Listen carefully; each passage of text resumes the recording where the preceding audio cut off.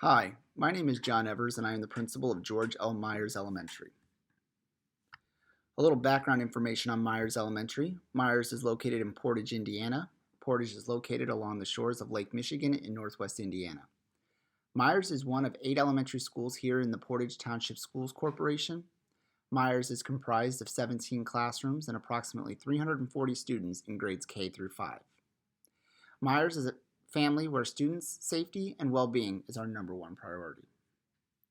Today I'm here to talk to you about Indicator 1.3, which is teachers having formal roles in the decision-making process regarding school initiatives. For this indicator, we have identified this as an area of growth. As you can see here from some of the data that we've collected, our scores range from as low as a 1 all the way up to a 5. We had approximately 50% of our staff giving us a favorable rating of a 4 or higher. Going ahead and breaking down the data a little further, you will see that we had 3 individuals give us a rating of a 1, 7 individuals giving us a rating of a 2, 4 individuals giving us a rating of a 3, 8 individuals giving us a rating of a 4, and 6 individuals giving us a rating of a 6, giving us an overall score of 3.25. At Myers, we utilized the IPLI, or the Indiana Principals Leadership Institute data, which was taken from the Marzano's High Reliability Schools Survey, which was administered to our faculty and staff back in the fall of 2020. During this survey, we had 28 faculty and staff members complete the survey. Our findings from the survey gave us an overall rating of a 3.25. Based on these results, we have concluded that this is an area of growth for Myers Elementary. From these results, we are going to be providing our teachers more formal ways of sharing in the decision-making process regarding school initiatives via the use of team leader and staff meetings. At each of these monthly meetings, teachers will be able to provide input and suggestions on the current initiatives, and discussions will incur to possible solutions for these frustrations or concerns.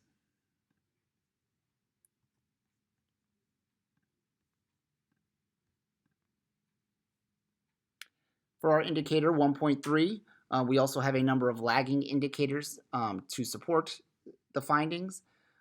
First off, again, we are going to be talking about our site-based teams, our team leader team, our security teams, surveys that we complete throughout the year, district committees such as curriculum, staff meetings, and our district quality team. First off, site-based teams. Our site-based team is comprised of 1 teacher from each grade level, as well as our school advisor, our related arts teacher, and the principal, which meet to discuss data. These meetings take place the first Wednesday of each month during our monthly e-learning days. After these meetings end, each teacher brings back information to their grade level or department so that the information can be disseminated and so that everyone is made aware. You can see here from the flow chart, information begins at the site-based team.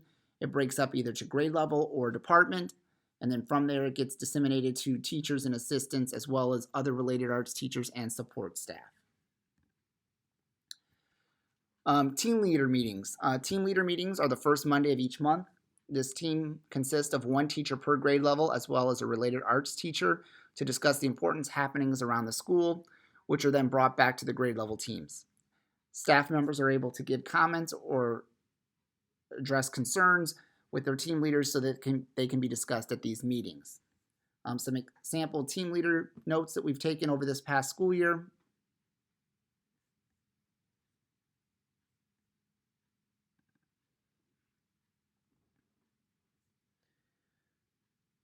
Each of these meetings, like I mentioned, take place after school on Mondays. During these meetings, there are a number of different topics that we address. This one, for example, we talked about our NWA, which is our national test that we take 3 times a year. These team leader minutes were from January, so the window was opening up right away. We were talking about the portions of the set assessment that we were going to be taking. We talked about evaluations, how those are coming up with pop-ins, and how nothing needed to be prepared for a pop-in. We also had some discussion about field trips, as we have a number of grade levels going on trips coming up. We did also address COVID. This has been a topic of conversation throughout the last few years here at Myers. And then We did provide opportunities for our staff if they had any miscellaneous or concerns that they wanted to address at the meeting. So again, this is just a sample of what some of our team leader notes look like.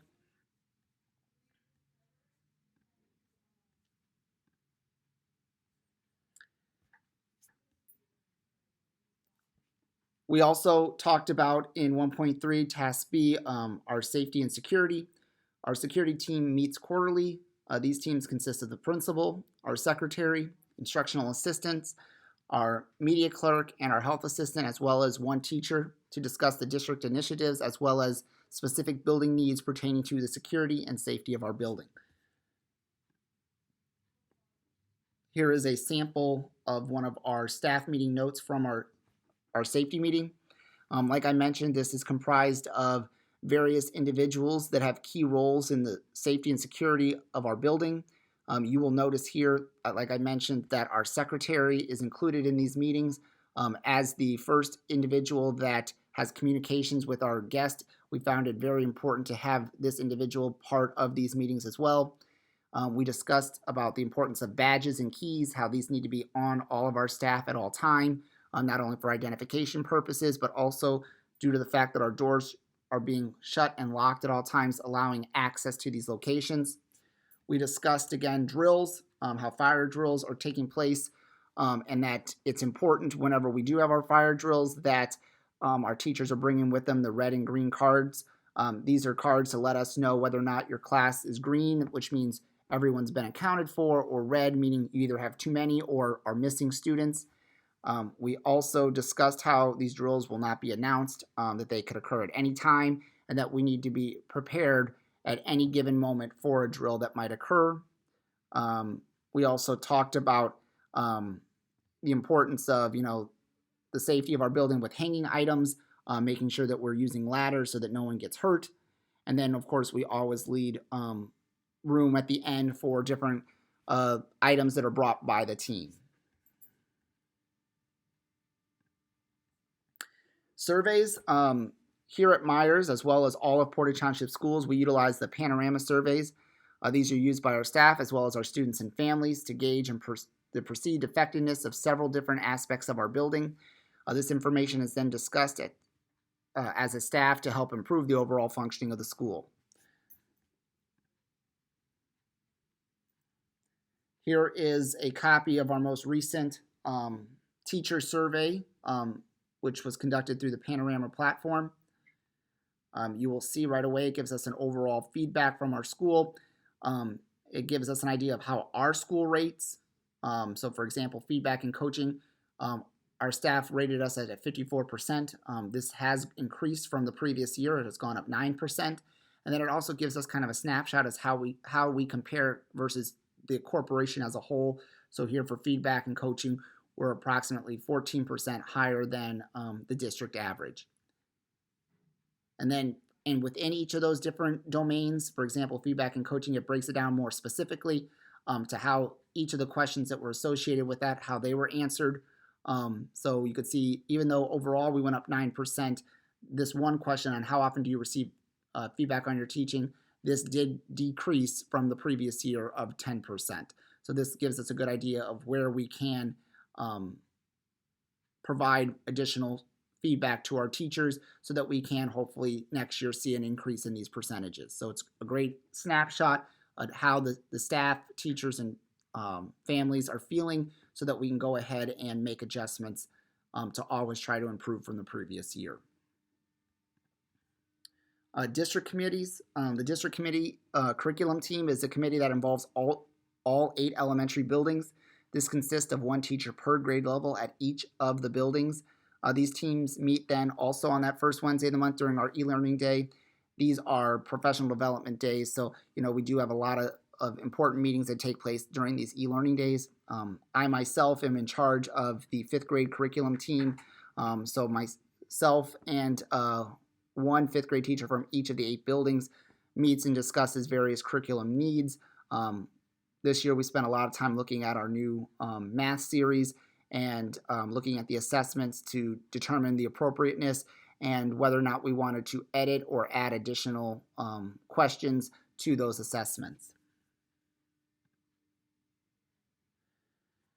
Staff meetings. Staff meetings are very based on need. These meetings include the nuts and bolts of our school, as well as a building-wide initiatives that involve all stakeholders. These meetings are typically held at 8 in the morning, and they include all of our teachers and support staff that are in the building at that time. This ranges from our librarian, our IT lady, as well as our nurse and secretary.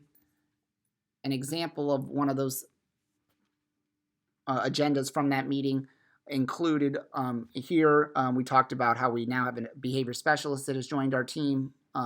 We talked about upcoming summer school, how we need to look at our candidates that we're proposing for summer school, as well as locations and times and so on.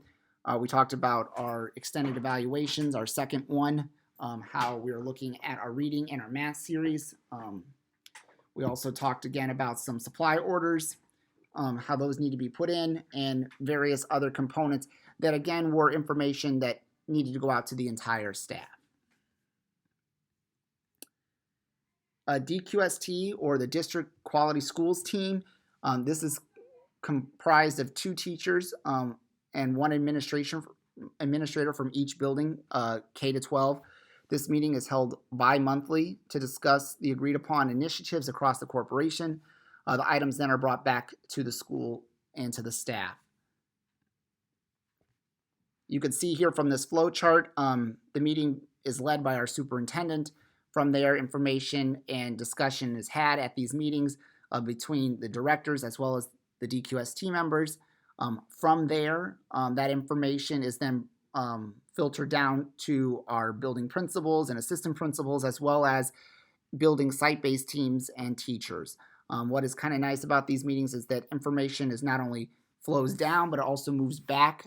So these, again, site-based teams and teachers can, again, go ahead and, if they have concerns or suggestions, mention it to their DQST members, who then, when they have their meetings, can bring it up to the superintendent as well as the other district admin. So again, these are our lagging indicators for task B, which for the indicator 1.3. Like I mentioned, this was an area that we felt we could grow on. It was an area of growth. That's why it brings us now to task C, area growth improvement plans and data. Just kind of give you an overview. Here we are going to be talking about schedules, agendas, and minutes. I do have a short audio clip from one of our kindergarten teachers.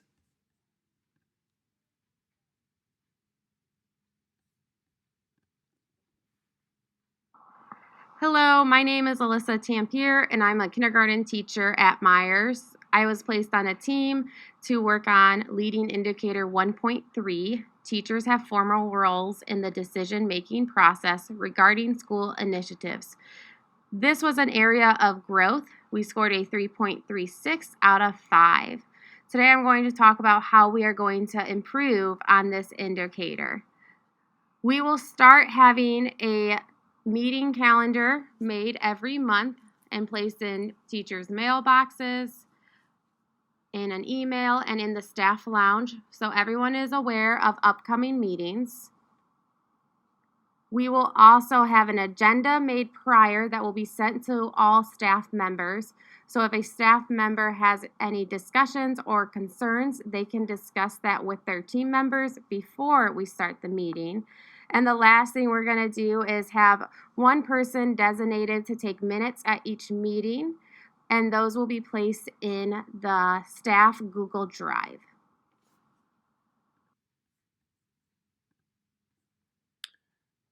So again, this was an area of growth for us, so we wanted to find ways to hopefully show improvement. Like Ms. Tampier mentioned, a big thing with that will be the providing ahead of time agendas to our staff so that they could view topic items and then provide questions, concerns, comments that then could be addressed during these meetings, rather than simply just showing up and getting the information at that exact moment. This allows for a little more time to pass and ideas to flow so that we can have really in-depth conversation. So again, to improve this area, we have made agendas for each of the team leader meetings. These agendas are shared with team leaders to disseminate prior to the meetings. This allows for all of our stakeholders to review the agenda and share their inputs and thought with their grade or department team leader prior to the meetings. During these meetings, each grade level and department will have the opportunity to express and discuss any comments or concerns that were brought forth by their department. We now have one person who will take minutes from these meetings.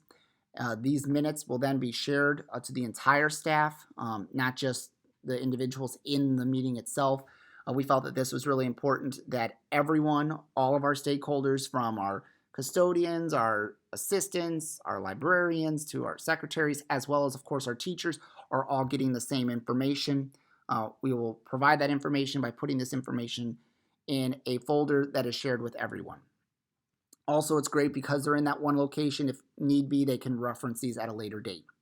And lastly, we have a schedule made monthly of any upcoming meetings so that staff is aware. This schedule will then be shared with all the staff members prior. This will be sent via email as well as posted in our lounge. Here's an example of one of our monthly schedules that was made.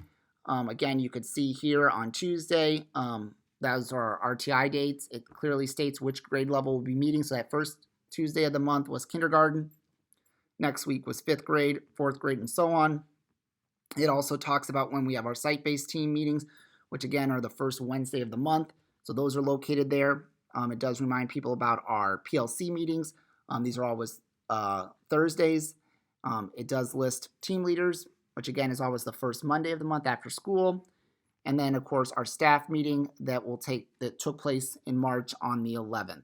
So again, this is just a quick snapshot so that people are well aware of upcoming meetings so that they can be properly prepared.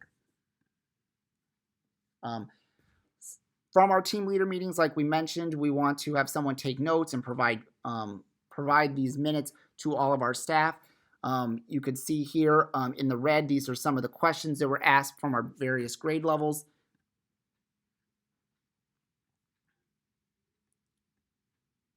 So again, we were talking about some of the mentioned items, which arrival was one of the topic. There was conversation that ensued during the meeting. For example, this morning we had some issue with a number of our staff showing up a little late, so that was a conversation that we had. We also then, of course, discussed various concerns or topics from each of our departments. For example, our related arts talked about issues at our B door with popcorn days and as well as students lining up. So that was a conversation that we had. Kindergarten did not have any topics for this meeting. First grade asked about when coming into the building that they often have to take multiple trips. So this was, again, about the clocking in and out of our badges. So that was a conversation we had. Second grade had conversations about treats for birthday parties and so on from our parents. We had some issues in the past with a number of our parents wanting to bring treats that unfortunately did not meet our health and wellness guidelines. So again, we did talk about some of those things, as well as it was decided that the principal, myself, was going to make an all call to remind parents of these. So again, these are, again, an opportunity for our teachers and staff to really come to the meeting prepared by having the agenda ahead of time, as well as then taking notes and minutes from the meeting and providing it out to our entire staff. As a follow-up to trying these new things that we put in place throughout the year, we did hold a second survey specific to this indicator, teachers having formal roles in decision-making processes regarding school initiatives. As you can see here, we still had a wide range of results. Overall, breaking it down a little bit further. So now we're going to look at the data a little closer. As you could see here, we have our original survey results where we had for a score of 1, we had 3 individuals give us a score of 1, 7 individuals give us a score of 2, 4 individuals give us a score of 3, 8 individuals giving us a score of 4, and then 6 individuals giving us a score of 5, which was overall 3.25. With our new results after the implementation of our action plan, we did see our results change slightly to the positive.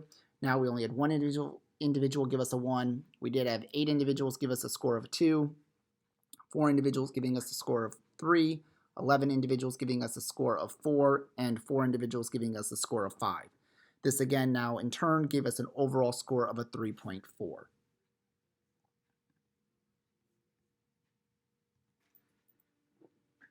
Now we have our findings. So again, we went from a 3.25 to a 3.4. Although this is not the amount of growth we were hoping for, we were glad to see it moving in a positive direction. We can credit this positive movement in part to the increased opportunities our teachers have in providing input and suggestions when it comes to having a formal role in the decision-making process.